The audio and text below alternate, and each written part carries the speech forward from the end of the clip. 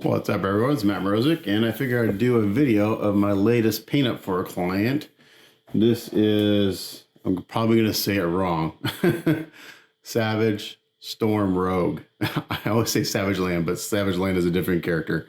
Savage Storm Rogue, and this is a kit by DXA Designs, sculpted by Sheridan Doose, and this is my first black female character I've ever done. I don't do a lot of female characters. I kind of wish I did more because it's a different monster than painting Wolverines and Cyclopses and all that stuff. It's a lot of different challenges, and there are guys that are way better at it than I am, but I'm really happy with how she turned out, especially being my first black female character. So I'm going to go over some of the colors I use, specifically the skin tones. I've actually gotten a lot of questions about that. I got to get one more can of paint to show you what I did for those. 1 second.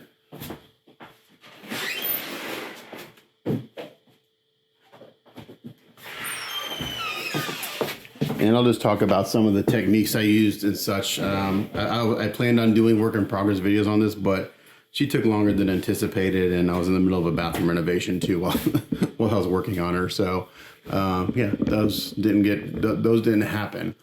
So anyway, again, it's a quarter scale piece, sculpted by Sheridan Doose, produced by DXA Designs, and I've had a lot of comments on her breasts. They're just big. I mean, it's how they sculpt superheroes. You know, she's super muscular, very athletic looking, a little, she's not super skinny. I actually really like the anatomy on this piece, even though maybe her chest is a little bit big, but I love her leg sculpt. I think her abs are done really well. Her hands are very feminine, very dainty compared to the rest of her. I really like it. I love the face sculpt.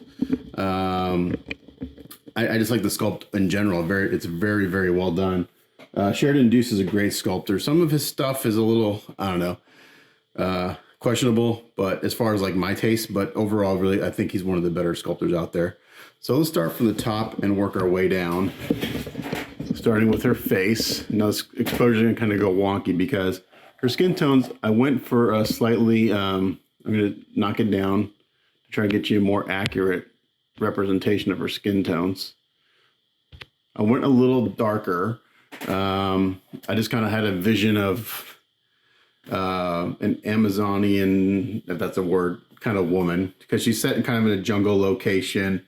Her base is reminiscent of like a creek bed, so I'll show you what I did there to kind of represent that.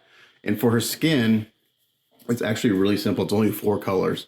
So after I prepped the kit, which there was a little more prep than anticipated, simply because the head came as a separate piece, and the hair had 3 different pieces that went on the head once you got the head on. So you have to attach the head, fix the seam underneath the neckline around the ears and back here. And then also once you put the head on and the hair is attached to the head, there was a pretty significant gap between the hair and the body. So actually there was about a day's worth of prep on this piece, and it's a very good kit, but there's still prep work. So after getting the head on, I had to use Abe's epoxy to resculpt the neckline and fill in the gaps around the hair on the body, specifically like from the shoulder down. The hardest part about this kit is that once it's together, it's really hard to paint the hair and the backside of her top. So unless you flip her on her head, there's like some areas where you just physically can't get paint to. Even, you know, the hair's painted all the way through, but like I masked the hair off and had to airbrush the top. But I'm really happy with this. So again, this is my ADHD brain working, but starting with the skin tone. So the first color is just a coat of Rust-Oleum Rusty Metal Primer. And I thought this was going to, because I want to start with a kind of a red undertone, and I thought this was going to be more brown, but this turned out to be the perfect base coat for her skin. It's a nice, it's not rusty looking. It's a nice reddish brown undertone. It worked perfectly. So the next thing I did after that is I started using some of my new favorite paints because of the supply chain issue, not being able to get paints I want. I'm being forced to use things I probably wouldn't have used in the past, but I'm starting to really like some of these other paints. I went in with golden acrylic, sepia, and I just sprayed it straight on my airbrush. I didn't thin it, and I went in and hit all the shadows. And when I first started doing skin tones, they really look kind of weird because it's super contrasty. Like the shadows are super dark, which is kind of, you have to think ahead in your steps. What's going to happen when I start layering these paints on? So I went in and hit all the shadows with the sepia. The next step is I used, what is this? Army Painter War Paints Tanned Flesh. And I thinned this with a little bit of water, and I hit all the highlights and brought them up really bright. So she looked really super contrasty, which is what I want because the next step kind of blends it all together. After I hit the highlights, I did mist a very, very light coat of this on everything just to kind of blend it into the shadows a little more, just to kind of knock the shadows down a little bit. You have to kind of judge as you're going. So like you have to look at your contrast and everything. It's like after I hit the highlights, the contrast was pretty punchy, and I knew I wanted to tone it down a little bit. So I would just go ahead and misted just a little bit of that tanned flesh on everything just to kind of mist into the shadows. Once I was happy with that, I went in with Mr. Color number 29. This is called Hull Red. And this was the magic color. So I took this, I thinned it down, and I just started layering it on real thin, just building up tone until I got everything blended together and I got the tone I want. Because I knew I wanted like a kind of a chocolate reddish brown look. And even someone mentioned that she looked like her skin looked like chocolate, which was actually exactly kind of what I was looking for. Kind of a chocolate brown with a nice red tone to it. And it turned out perfect. So my client didn't give me directions as far as skin tones. He just kind of let me do my thing. The only thing he mentioned is he wanted me to try to match the base of the XM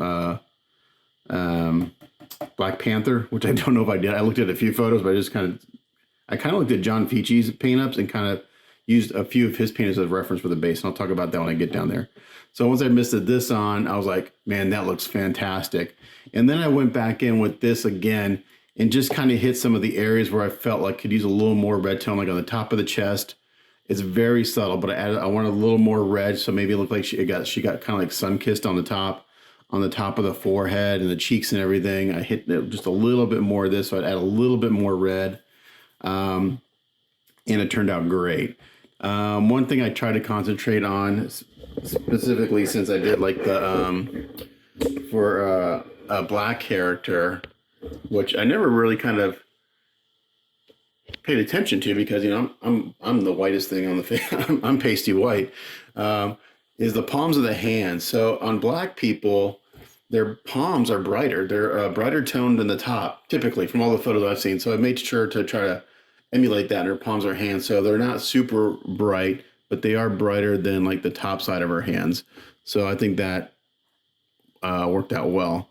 But you can see all the detail I did here in the shading, and my lights are washing it out a little bit, but I went to town with just getting in there, making sure I brought all the beautiful details of the sculpt. So that's the skin tones. For the portrait, it's relatively simple. Again, I just kind of went with kind of what I thought would look good. The only questions I had, I kept her very natural looking. The only makeup she has on is on her eyelashes or eyeshadow. And that's just some pan pastel purple eyeshadow just to kind of separate her eyes from everything else. The eyes were airbrushed first with a gray and then a semi-transparent bright white. And there's some shading in there. So in the corners, it does go a little darker. It's hard to see in person. Then I did a black eyeliner. And then the very last step yesterday, I went through and added gloss to all the little spots that need a gloss coat. Her lips are done with oils, kept them very natural. So nice natural skin tone with some shading in the part of the lip, and just kind of pink them up just a little bit. I didn't want her to look like she had lipstick on because this whole piece is very like she's in nature. She's not like all made up and stuff. So that's what we did with the portrait, and it looks great. I didn't do any redness to the cheeks or anything. I accomplished that with when I did the skin tones. The hair. Hair takes a long time for me because I hand brush it. To me, that's easier than going and silly masking or silly puttying and then having to clean up silly putty. So I started out with gray, and then I just started dry brushing white over and over, bringing it up detail. So the hair sculpt is great, and there are some tonal variations. It's just hard to show in photos, but there's some gray shadows and stuff that goes on in there in the hair. The next thing I did was I worked on all the details. So all the little gold pieces and the gems, her little, I don't know if you want to call it a belt. I guess it's a belt and feather. So for the gold, what I did is I first, I masked, so the hands come off.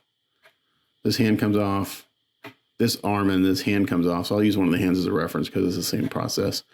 So for the gold, the first thing I did is I masked a bump. I used masking tape and masked off the gold areas.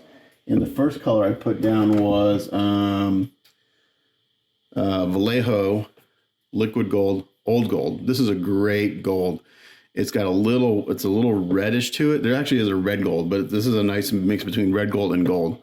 So I sprayed gold, I sealed that, and then I did a wash of gold and acrylic transparent brown oxide. So I did the gold, I did a wash of that and just kind of let it dry. And then what I did is I dry brushed on top of that Vallejo liquid gold. So first step was old gold, second step was transparent brown oxide wash. Last step was dry brushing with liquid gold, and you get this nice weathered gold. Looks really good. For the jewels, that was a custom mix of a silver and so I mixed up Vallejo, actually chrome. I mixed up some of this Vallejo chrome with a little bit of this Mega Crystal green, and it gave me kind of a nice translucent metallic green. And I just kind of layered that on few coats to get the color I wanted. And then the last step yesterday, I put in a 2K automotive clear coat on those to shine them up. The fingernails I just painted with the flesh tone. Again, just kept them natural. So that's all the steps on the gold. The fingernails. On the, I guess the belt and the anklet, I base coated in the tan. I did a wash, did some dry brushing, and then I went in and painted all the beads, just random colors. I have some custom mixes in here, but there's red, blues, greens, light purple, some white. And I just kind of did my own thing. Now she does have one switch out. She has the loincloth, and she has a bikini bottom. I prefer the loincloth. I think it looks more, I don't know, Amazonian. I don't know. So in order to, I'm not going to do it in camera, but to put this on it, you have to, this is a magnet right here. So I had to add the magnet to this. This is a little pin, just a little 1/16 inch pin, and it comes off. And it's more of a pressure fit than anything. And then you take this leg off, which has a magnet, and then you have to kind of, it's hard because it's probably gonna scrape paint, but you have to key this in the front, and you have to wrap around underneath her crotch and then key it in the back. So I'm not gonna do that on camera. Again, I prefer this look. And for the loincloth and the top and everything, so yesterday it was spent masking off for the top. I use masking tape. I prefer masking tape over any type of masking over silly putty. Silly putty takes me forever to clean up, and I actually get a lot of lifting from silly putty, not from the underlying paint, but from the paint. So if I silly putty here and I try to take paint off, unless I let it dry overnight, it will peel up the paint that I sprayed. So masking tape to me is way easier. It takes longer, but I think it's a cleaner look and it's just easier. So for the top, it's several layers. I started with kind of like a bone white. Then I went in and did some shading with this transparent. This is kind of like one of my new favorite colors, is transparent brown oxide. I did that in the shadows. And then I sealed it. Then I went in with some pastels and did some more dry brushing and stuff until I got the weathered kind of cotton look, and it looks fabulous. And then here's the bikini bottom, which again, I won't put on camera. Moving down, same thing with the legs and skin tone. In her little anklet, same thing, same process as I did with the sash or the belt, whatever you want to call it. Same colors. And now the base. The base it's a great sculpt. And the one reason I was looking at John Ficci's paint is because until there's paint on it, it's hard to tell what things are. So you basically have four textures. You have the rocky bottom, you have the river rocks, you have like tree stumps, and then you have the bottom of this. John Ficci did a couple versions, and I liked his wet version, but he did like a sandy version and a creek bed version. So I did the creek bed version because I think that fits the location. So this is all hand painted, with the exception of some airbrushing and some shadows for the tree, but 99% of this is all hand brushed. And you have to do it that way because Otherwise, you're just masking the crap out of stuff. So the first thing I did was the bottom, and you can see that I went with the cooler tone in the rocks because I have so much warmness going on with her skin and the tree and everything else. So I went with the cooler tone in the rocks, kind of I actually started with like a blue gray, and then I did some shading and dry brushing and got those done. The next step were the river rocks, and those took a while because there's a ton of them, and you don't want them all the same color. You want them to look like they're in a natural location. So they're all, actually every single rock is a slightly different color, and it shows off really, really nicely in person.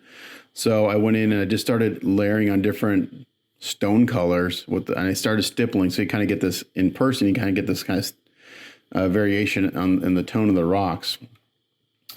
So once I got those done, I was happy with the rocks. Then I went in and I did some shading on the rocks with some pastels and stuff just to kind of get some separation, because otherwise they look like even though they're different colors, they look like a big blob. So I went in some pastels and did some shading on the rocks and all that stuff. And then the tree trunk was hand brushed. It was actually more of a glaze at first. Like you could see the primer through the first layer, which was fine because I didn't mind if I see some gray here and there because it's supposed to be like a dead or, kind of dead tree trunk, I guess. So I did that. And then again, pastels, layering. The last step I did on the base was one of my favorite things to do is airbrush the Vallejo washes on. So to kind of give it kind of a mossy, wet look, not wet look, but like a mossy look, I airbrushed quite a bit of the Vallejo Model Wash Dark Green, if I can find it in my stash here. So dark green, some yellow. I did do some black also, transparent black, but these are super thin and they airbrush. They're meant for a wash, so you like layer them on. They're super thin, but they're great for airbrushing. You put them on real thin, and it just tints the surface, so you kind of get this really nice look, like right here in the rocks. You can see all the colors underneath it, but it just tints it. So it's a great effect if you want to kind of have that look. And the very last step last night was to go through with an automotive 2K gloss and gloss stuff I wanted shiny. So I just layered on, and you have to be careful because it will activate the paint underneath. It's an acrylic urethane, and it will. Even though it's not like a hot paint, it will activate the paint underneath. So you put it on there, and you can't work it too much. Once you kind of get it where you want it, just leave it alone. The tricky part was kind of getting the gloss look to kind of fade onto the rock, so it's just not a hard line. So what I do there is I'll either take a Q-tip and I'll wet it just a little bit, like with some saliva, and I'll just kind of stipple it, and I'll bring some of that clear coat onto the rocks, like right here. It's maybe hard to see in camera, but it just kind of fades over, so it's not just a hard line of clear coat. Or I'll take the brush as it starts to kick off, because it starts to get tacky after about 15 minutes. It gets tacky, and it's setting up when you touch it and you don't leave a fingerprint. It's not cured, but you can touch it, it won't leave a fingerprint. And I just kind of stipple that glossy onto the rocks. And and then I took that gloss and I brought down some cracks of the rocks here, so looks like the water's dripping down the rocks. But yeah, that's it. That's the whole paint up, and man, she looks fabulous. So I'm super happy with it. I sent some cell phone photos to my client this morning. He hasn't replied yet. He's usually pretty busy, but I'm gonna take final pics today. I'll throw this video on with the pics at the end, and yeah, so really happy with this. Again, Savage Storm Rogue, sculpted by Sheridan Doose, produced by DXA Designs. I'll put a link down to Sheridan Doose and the producer down in the description. So if you're interested in getting a kit, I'm not sure if he has any more left. He usually doesn't sell out, but it's a great kit. It's made by Ownage, so for the most part, it's really, really good. Like I said, there was some prep on the head and some things here and there, but really nice piece. And I don't know what the cost is on the kit, so I don't know. But there you go.